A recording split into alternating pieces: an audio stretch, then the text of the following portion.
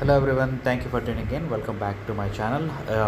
ఈ Hyundai i10 car ఇంతకుముందు tinkering చేసినప్పుడు మీరు వీడియోలో చూసే ఉంటారు, స్కిల్ డెవలప్మెంట్ ట్రైనింగ్స్ అనే టైటిల్ తోటి.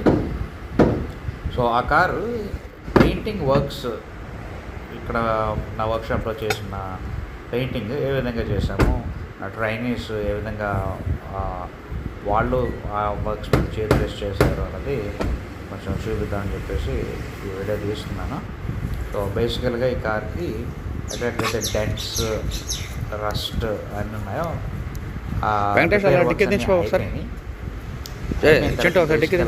ఫ్రంట్ బంపరు, రియర్ బంపరు ఈ పాడైపోయినాయి పాతవి. సో అందుకని కొత్త వేశారు. వేసిన తర్వాత డెంట్స్ ఫుల్లర్వి ఉపయోగించి గ్యాస్ వెల్డింగ్, టిక్ వాడలేదు, నెక్ అండ్ ఆర్మ్ ఇట్లాంటి వెల్డింగ్ ఎక్కడ ఏదైనా. సో నువ్వు ఇప్పుడు ఎలా కొట్టావు, వెల్డింగ్ టెక్నాలజీస్ వాడి ఎలా కొట్టావు, ఎలా కొట్టిన తర్వాత ఎలా వర్క్స్ అన్ని కంప్లీట్ చేయాలి. అది కాదు క్రిస్టల్ కొట్టాలంటే ఎలా? సో ఇప్పుడు పెయింట్ ప్రిపరేషన్ వర్క్ మొదలు ఎలా కొట్టి మళ్ళీ ఎంట్రీ పెయింట్ పేపర్కి ఏదైతే రఫ్నెస్ ఉంటుందో ఆ పేపర్ రఫ్నెస్ కట్ చేయాలి తప్ప నువ్వు దాన్ని పేపర్ చేసుకోవాలి. 80 పేపర్ ఇక్కడ అంతా వంపు ఇలా వచ్చింది కదా, వంపు పేపర్ ఇలా వచ్చింది కాబట్టి ఇక్కడ తాపే మనం స్టాండింగ్ చేస్తే అదన్నా ఎక్కడైనా చేస్తున్నాడు లో స్పాట్స్ ఉంటే మనకు క్లియర్ కదా. ఓకే. సో ఆ విధంగా ఆ ట్రైనీస్ ఇక్కడ ఉన్నది వెంకటేష్ అండ్ చంద్రు. సో వాళ్ళు పెట్టడం కూడా చూశారు కదా, ఎక్కడెక్కడైతే లో స్పాట్స్ పెద్ద కాదుగా వర్క్స్ ఎక్కడెక్కడైతే అయినాయో ఆ వర్క్స్ అయిన దానికి పాలియస్టర్ పట్టి అప్లై చేసేసాము. సో పాలియస్టర్ పట్టి అప్లై చేసిన తర్వాత దానికి మేము శాండింగ్ అన్నది చేస్తూ ప్యానల్ ఏ విధంగా అయితే ఉంటుందో, ఫ్లాట్ ఉన్న చోట ఫ్లాట్, వంపులు ఉన్న చోట వంపులు, ఎగ్జాక్ట్ ప్యానల్ వంపులకు మ్యాచ్ అయ్యేటట్టు దాన్ని శాండింగ్ చేసి ప్రిపరేషన్ చేస్తాం. ఇంకా అక్కడక్కడ ఏవో చిన్న చిన్న కన్నాలు ఏమైనా ఉంటే వాటిని అన్నింటినీ మళ్ళీ ముక్కలు కట్టి క్లోజ్ చేస్తాం. సో ఈ ప్యానల్ ప్రిపరేషన్ అనేది వెరీ ఇంపార్టెంట్. చాలామంది పెయింటర్స్ని చూసే ఉంటారు వీడియోస్లోని. ఎప్పుడైనా మనం ఒక ప్యానల్ని రిపేర్ చేయాలన్నప్పుడు దాని మీద ఉన్న పెయింట్ అంతా తీసేస్తున్నాం. ఇప్పుడు చూస్తున్నారు కదా, ఇక్కడ చింటూ క్లీన్ చేస్తున్నాడు. సో అక్కడ కానీ నొత్త కానీ లేకపోతే ప్యాచ్ ఉంటే ఆ ప్యానల్ మీద ఉన్న పెయింట్ అంతా మనం తీసేస్తాం.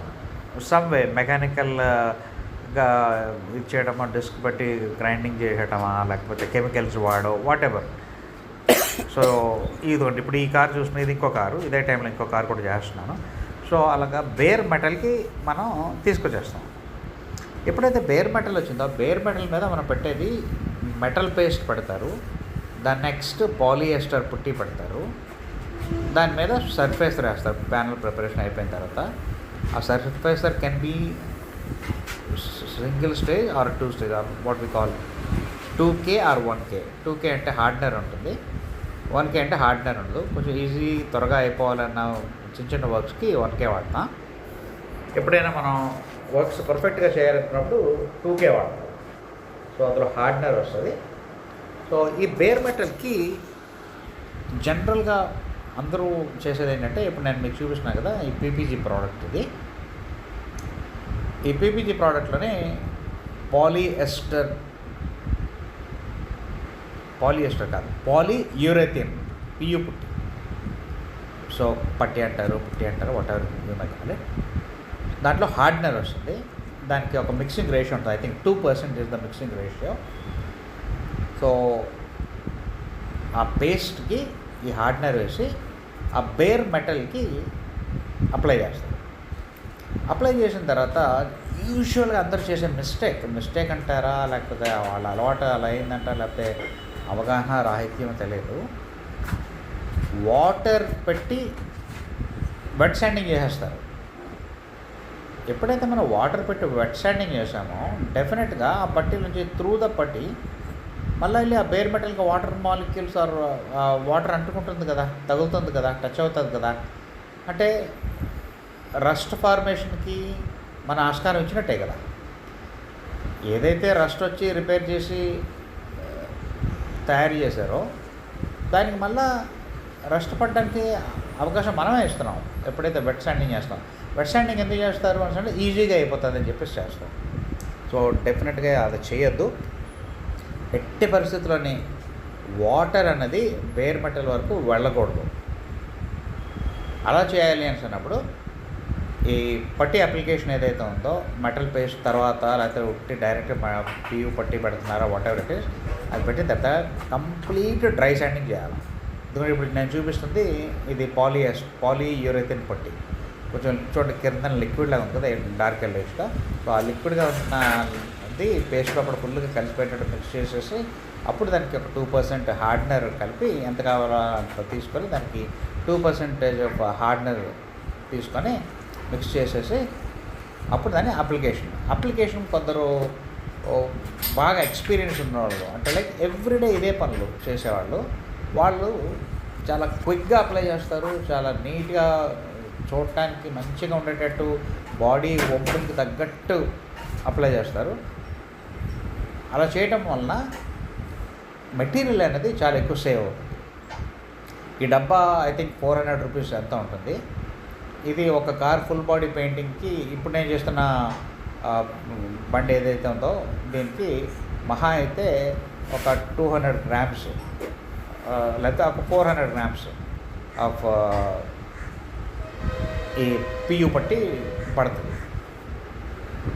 అదే కానీ అంటే నేను అప్లై చేస్తాను. అదే కానీ మంచి ప్రొఫెషనల్ రెగ్యులర్గా ఇదే వర్క్ చేసేవాళ్ళు ఉంటే వాళ్ళైతే ఏమో ఒక 200 గ్రామ్స్ తోటే కంప్లీట్ చేసేస్తారేమో.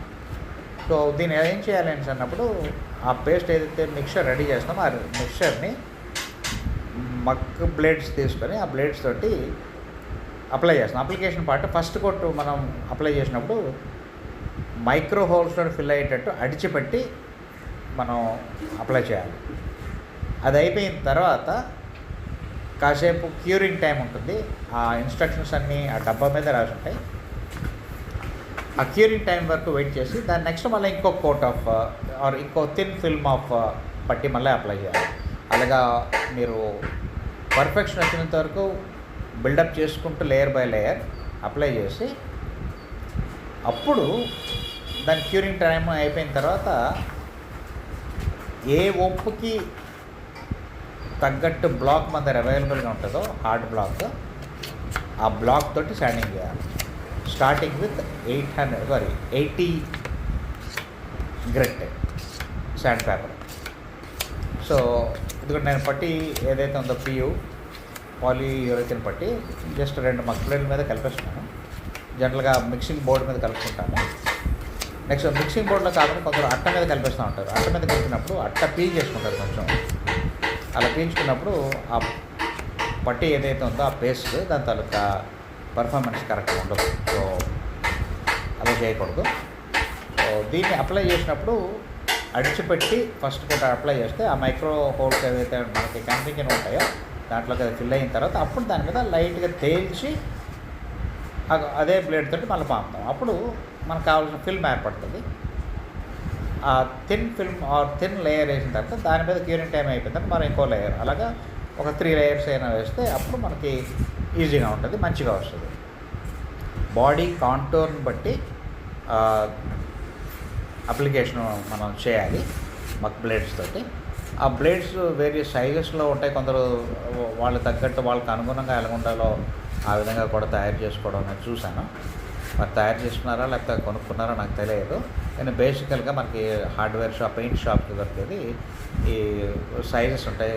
ఒక 2 ఇంచ్ లేకపోతే 5 ఇంచ్ వెడల్పుగా ఉండే మక్ బ్లేడ్స్.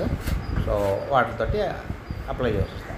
ఈ అప్లికేషన్ కంప్లీట్ అయిపోయిన తర్వాత శాండింగ్ మొదలుపెట్టి 80 పేపర్తో స్టార్ట్ అయ్యి 80 పేపర్తో చాలా రఫ్గా ఉంటుంది అది. సో 80 పేపర్ తోటి మనం ఆ బాడీ కాంటూర్ ఏ విధంగా ఉండాలో ఆ విధంగా ప్రిపేర్ చేయడానికి ట్రై చేస్తున్న క్రమంలోనే ఒకేసారి మనం చేయలేకపోవచ్చు. అందుకని చెప్పేసి ఒక 1 or 2 అటెంప్ట్స్ చేస్తాం. అంటే ఒకసారి అప్లై చేసి శాండింగ్ చేస్తాము. శాండింగ్ చేసినప్పుడు ఇంకా సరిపోలేదు అన్నప్పుడు మరి కొంచెం పేస్ట్ పట్టాల్సి వస్తే మళ్ళీ పెడతాము, మళ్ళీ దాన్ని శాండ్ చేస్తాము. ఎప్పుడైతే ఫైనల్గా ఆల్మోస్ట్ మనం కావాల్సి వచ్చిన బాడీ కాంటూర్ తగ్గట్టుగా వచ్చిందో అప్పుడు గైడ్ కోట్ రాసి గైడ్ కోట్ అంటే nothing but kind of graphite powder. అది గైడ్ కోట్ బ్లాక్గా ఉంటుంది. సో ఆ గైడ్ కోట్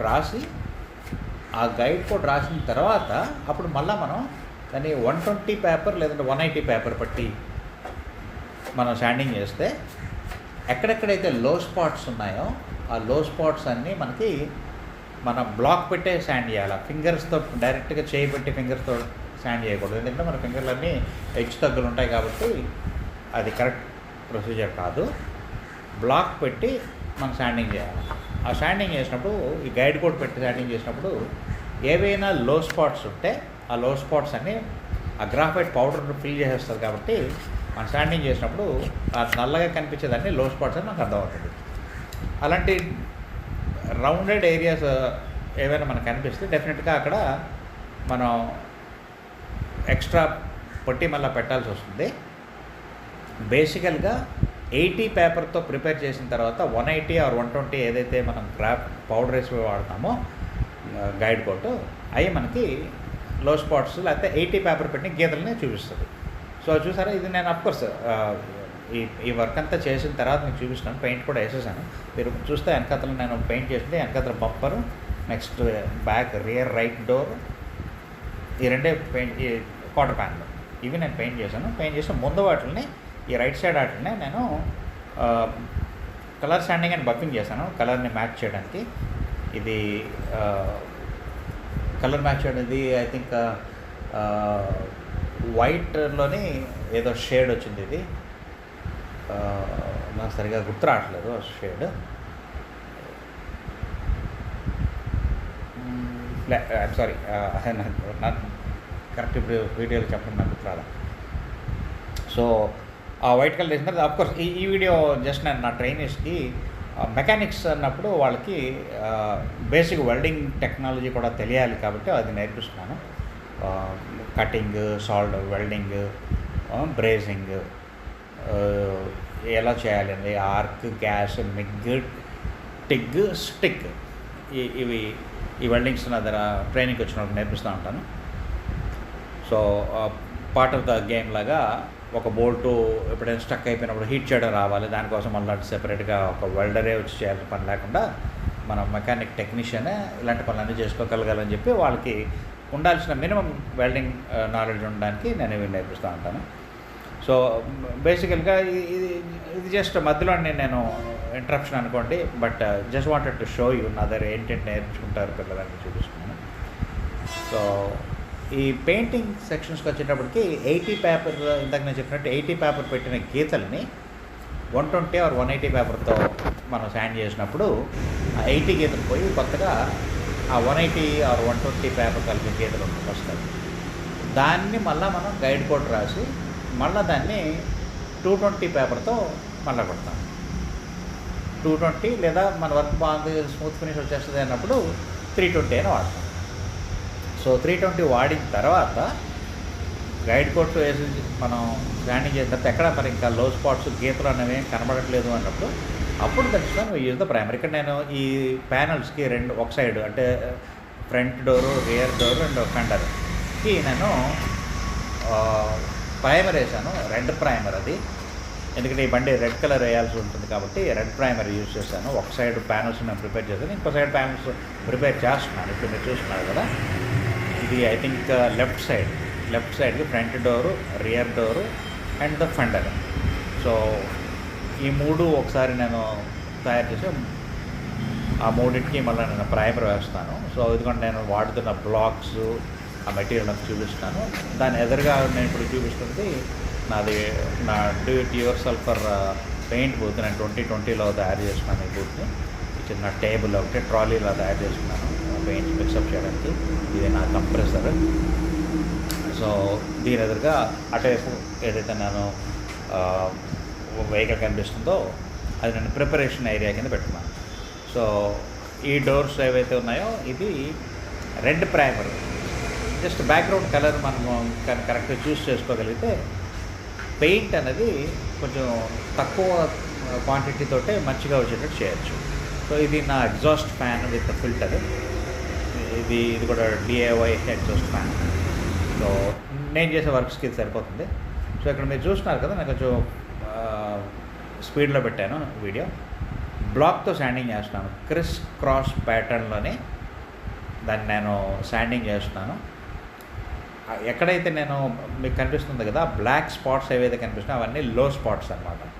అంటే నేను గైడ్ కోట్ అప్లై చేసి దాన్ని శాండింగ్ చేస్తున్నాను. ఆ బ్లాక్ స్పాట్స్ ఏవైతే ఉండిపోయినాయో అవి లో ఏరియాస్.